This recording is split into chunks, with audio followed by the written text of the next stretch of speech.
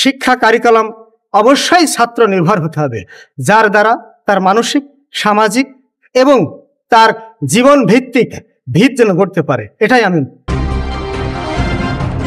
কুষ্টিয়া মিরপুর উপজেলার মালিহাট ইউনিয়নের আসাননগর মাধ্যমিক বিদ্যালয়ের প্রধান শিক্ষক কুতুবুদ্দিন বলেছেন, শিক্ষা পরিবর্তন হবে জনবান্ধব, তাহলেই দেশ জাতি উন্নতি হবে। তা না হলে শিক্ষা পরিবর্তনের সার্থকতা আসবে না। কেমন শিক্ষা পরিবর্তন হলে মেধা যাচাই হয়, এমন প্রশ্ন করলে RK নিউজের ক্যামেরায় এমনটাই তুলে ধরেন।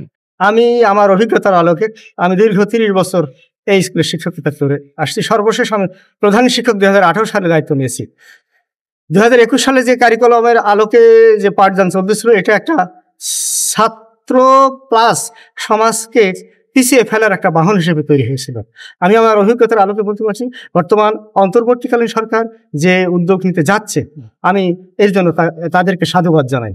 কারণ শিক্ষা কারিকুলাম অবশ্যই ছাত্র নির্ভর হতে হবে, যার দ্বারা তার মানসিক, সামাজিক এবং তার জীবন ভিত্তিক ভিত যেন গড়তে পারে, এটাই আমি আশা করি। অভিজ্ঞ এই শিক্ষক আর বলেন, মেধা জ্বালা অবশ্যই সেখানে বই পড়বে এবং লিখবে।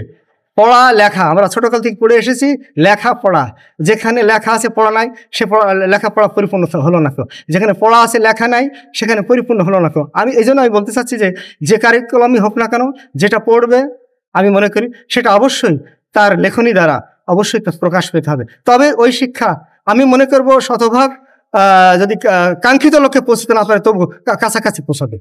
শিক্ষা কারিকুলাম অবশ্যই ছাত্র নির্ভর হবে, যার দ্বারা তার মানসিক, সামাজিক এবং জীবন ভিত্তিক ভিত যেন গড়তে পারে। Mohammad Rafiq, RK news 24।